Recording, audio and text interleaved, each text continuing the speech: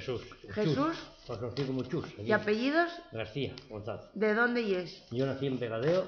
¿Ves? En un polín de Vegadeo. ¿Y acabaste en Villaviciosa? Sí, acabé en Avilés, vos en Gijón y ahora en Villaviciosa. ¿Y a ti esto de ser mielero, de dónde te viene? Bueno, pues tradición familiar. Yo tenía una tía abuela que en el tiempo de los enjambres no hacía otra cosa que estar pendiente de los enjambres. Sí. Y después tuve noticias de que iban a hacer una asociación, bueno, que empezó en Villaviciosa, Sí. y me puse en contacto con la gente y ahí empecé, poco a poco. O sea, que viniste de allí para acá por la asociación. Sí, y tengo colmenas también allá en Vegadeo también. Ajá.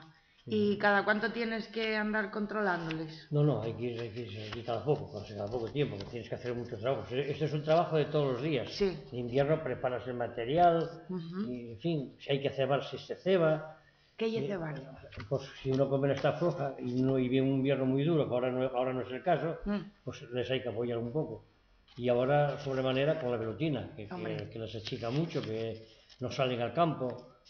Bueno, preparar las arpas, que son unos mosquiteros gigantes que tenemos, sí. que van con corriente, con placas solares, con batería, bueno, etcétera, un montón de cosas. Y sin eso, la agricultura hoy sería inviable. ¿Y cómo sabes que no salen al campo? ¿Porque no las dejas tú salir o cómo es? No salen ellas, tienen tanto miedo, a la velutina que se mueren de hambre en la colmena. Ay, provinas. Con estos mosquiteros, estas arpas que les llamamos, eso salen. Después está el otro tema, que en el campo las cogen en las flores, que las avispas las buscan por las flores. Y entonces hay mucha merma de ganado. Entonces, ahora la agricultura está difícil por eso.